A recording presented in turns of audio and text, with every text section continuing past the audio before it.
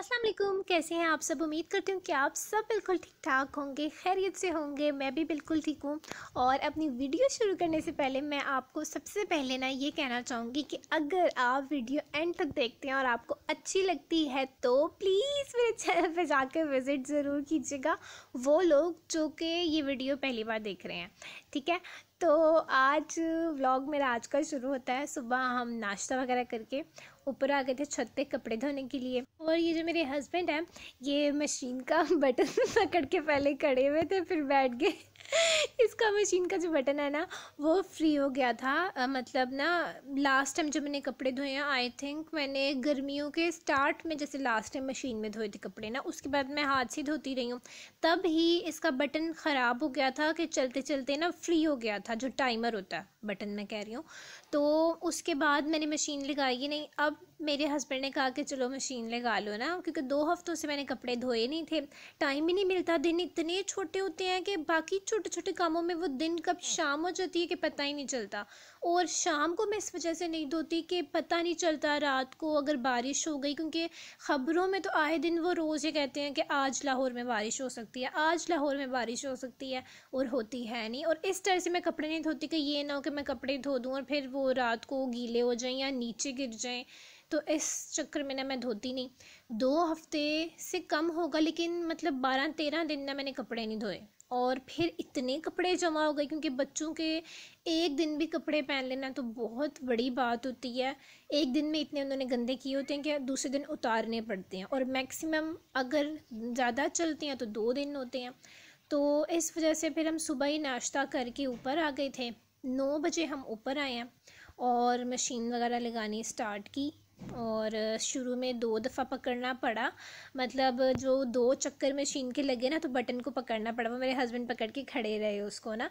और उसके बाद से अल्लाह का शुक्र ये हुआ कि ख़ुद ही बटन जैसे 3 तक या 6 तक ना चलता था। मतलब पकड़ने की ज़रूरत नहीं पड़ती थी, टाइमर मतलब कि लग जाता था 3 मिनट का या 6 मिनट का। और फिर उसके बाद मतलब वो मशीन जितना 3 मिनट या 6 मिनट चल के बंद हो जाती थी।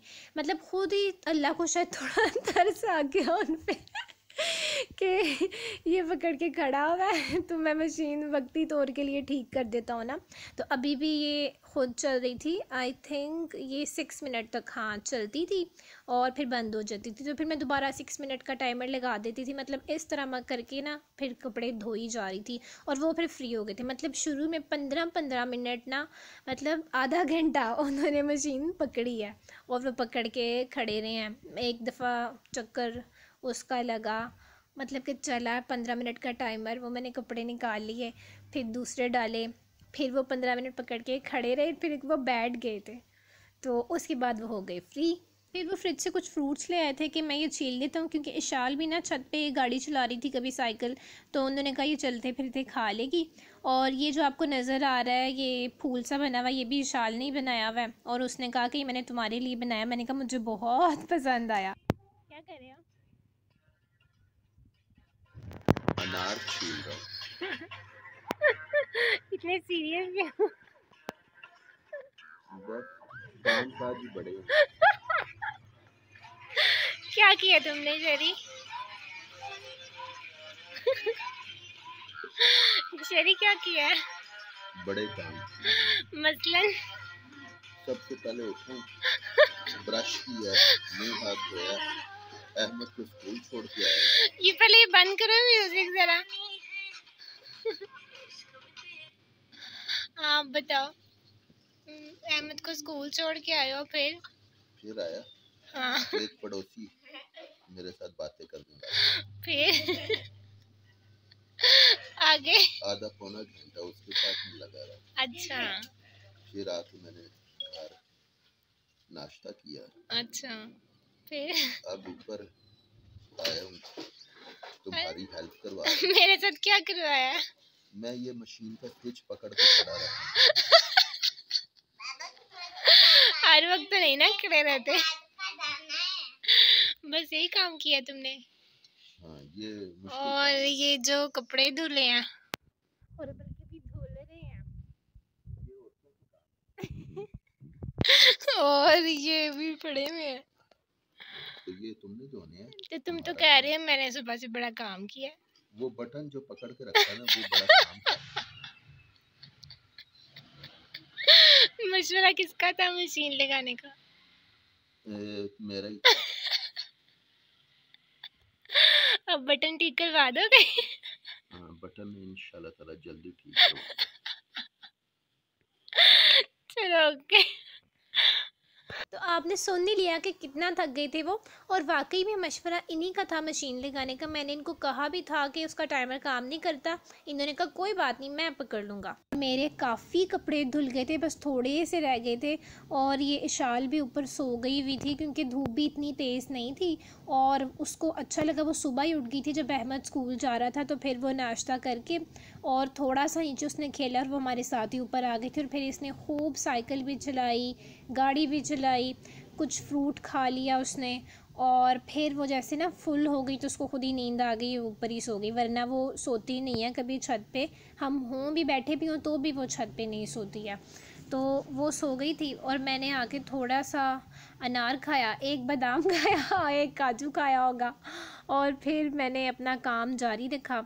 तो बच्चे जो होते हैं ना, वो इस तरह चलते फिरते में फिर भी कुछ खा लेते हैं, लेकिन अगर उनको वैसे जैसे फारे को बैठे हैं ना, उनको कुछ दोगे, कोई फ्रूट दे दो, कुछ खाने की चीज़ दे दो, वो नहीं खाएंगे। हाँ, अगर चॉकलेट्स, केक और इस तरह की चीज़ उनको देंगे तो वो खा लेंगे, टॉफ़ीज़ होगी, बबल गम्स होगी, लेकिन फ्रूट्स वगैरह नहीं खाते, खाना बहुत मुश्किल से खाते हैं। इस तरह चलते फिरते वो खुद आ रही थी, एक चक्कर लगा के तो कुछ 2-3 दाने अनार की उठा लेती थी, लेकिन खा लेती थी। और ख़ैर फाइनली इधर मेरे कपड़े धुल गए सारे के सारे, और काफ़ी कपड़े इसमें से खुश्क भी हो गए थे, तो वो मैंने निकाल लिए थे, उतार लिए थे, क्योंकि फिर जगह भी नहीं थी, काफ़ी कपड़े मैंने ऊपर नीचे डाले हुए थे। और मतलब ये जब मैं नीचे आई हूँ ना कपड़े लेके, तो पूरा 1 बजा हुआ था, सारे कपड़े जब मैं उतार के धो के नीचे आई हूँ। और अहमद के स्कूल के आने का टाइम था, और फिर मुझे इतनी सख्त भूख लगी हुई थी कि जिसकी कोई हद नहीं, क्योंकि मैंने सुबह नाश्ता किया था चाय के साथ, 2 या 3 बिस्किट खाए थे बस, और उसके बाद इतने कपड़े धोए। और ये जनाब अंकल आए हुए थे, वो पापड़ वाले गोल, और ये फ़र्स्ट टाइम मेरे ख्याल से आए थे। तो आवाज़ मुझे आई, मैंने कहा मैं देखूँ क्या बेच रहा है ना, तो वो खैर आवाज़ से तो पता चल गया था, पता नहीं क्या कह रहे थे, मुझे याद नहीं है, खैर फ़र्स्ट टाइम आया ये मुझे पता है।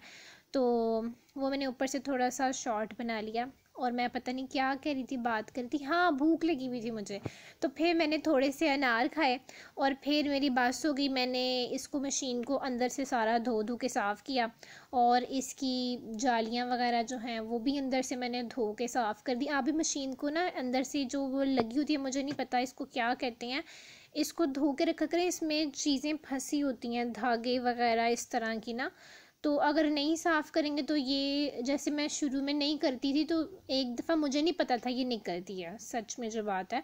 तो मैंने एक दफ़ा ऐसे ही देखा कि वो पुश का बटन था, मैंने निकाल के देखा तो अंदर से सारे धागे और इस तरह की ना उसमें थी, तो वो मैंने साफ़ की, और उसके बाद जब भी मैं इसको इस्तेमाल करती हूँ तो उसी वक्त धो के लगा देती हूँ, ताकि ये फिर खुद ही खुश्क होती रहती है। खैर इसको खुश्क करने की ज़रूरत तो नहीं पड़ती है कि ये ख़राब हो जाती है, तो आप भी इसको साफ़ सुफ करके रखा करें, ताकि मशीन में ना ख़राबी कोई पैदा ना हो, सीधी सी जो बात है। तो मैंने इसको धोया और इसको लगा दिया दोबारा, और फिर मैंने बस अपने कपड़े उठाए और मैं आ गई थी नीचे। खाना मेरा बना पड़ा हुआ था रात का, तभी मैंने सोचा था कि मैं सुबह ही कपड़े धोऊंगी, और फिर शाम को कुकिंग करनी होगी, तो सुबह मैं फ़ारिग होंगी। तो मैं आ गई अपने कपड़े वगैरह उठा के नीचे। इशाल भी कब की सो के उठ चुकी हुई थी, वो भी नीचे चली गई हुई थी, मेरे हस्बैंड भी नीचे चले गए हुए थे, मैं सबसे आखिर में आई नीचे। और जब मैं नीचे आई ना, यकीन करें कि मेरी कमर और मेरे कंधे इतने बुरे दुख रहे थे ना कि जिसकी कोई हद नहीं है, बहुत ज़्यादा ना मैं थक गई थी, भूख भी शदीद किस्म के नेक्स्ट लेवल की लगी हुई थी।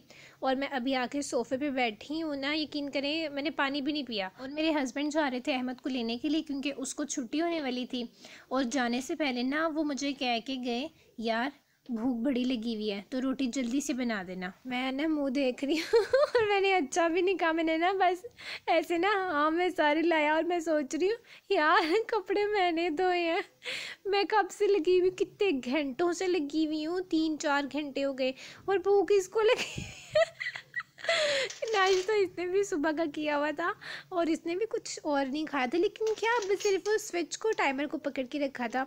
और सोने पे सुहागा ये हुआ ना, मैंने जैसे ही फ्रिज खोला ना, आटे का टिफ़िन निकाला, उसमें आटा थोड़ा सा था, बहुत थोड़ा सा, कि एक रोटी बनेगी और थोड़ी से बचेगा आटा, मतलब दूसरी रोटी नहीं बन सकती थी और मुझे 3 रोटियाँ बनानी थी। फिर मैं इतनी थकी हुई थी, लेकिन मैंने ना पता नहीं कहाँ से मुझ में ना वो गुस्से वाली एनर्जी आई क्योंकि मैं अपना गुस्सा जब्त कर चुकी थी। मैंने ठंडे एक्सप्रेशन दे के ना सर हिलाया था, अच्छा हमें ना कि कुछ बुरा लगे, क्योंकि आखिर आधा घंटा वो टाइमर से पकड़ा था। और जैसे ही वो निकल गई मैं उठ के गई और मैंने खैर देखा आटा कम था, तो मैंने फटाफट आटा गूंदा। आटा गूंद के मैंने टिफ़िन में निकाला, पुराने वाला मैंने कटोरी भी निकाल लिया था, और फिर मैंने रोटियां बनानी शुरू की। तो जब मेरी मतलब कि मेरे ख़्याल से मेरी दूसरी रोटी बन रही थी, तो अहमद आ गया था स्कूल से, और आते साथ ही ना वो सबसे पहले किचन में आया बैग समेत और मुझसे पूछा रोटी बन गई।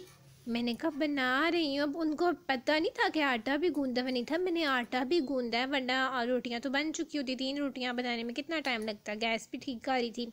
ये अल्लाह का शुक्र है हमारी गैस नहीं जा रही, वरना बहुत से लोगों की ना गैस मतलब कि आना बंद हो गई हुई है मुस्तकिल, और या तो कभी भी किसी भी वक्त चली जाती है, कोई टाइम फिक्स नहीं है कि इतने से इतने बजे जाएगी या इतने टाइम में आएगी तो अपना काम कर लेना, नहीं, कभी दोपहर में चली जाती है, कभी शाम में चली जाती है। जैसे मेरी अम्मी की तरफ बहुत कम गैस आ रही है, और हमारी गैस जो है वो कम होती है रात के 10 बजे से पहले ही, मतलब 9:30 के बाद गैस बहुत कम हो जाती है, और 10 बजे के बाद तो ख़त्म गई गैस ना।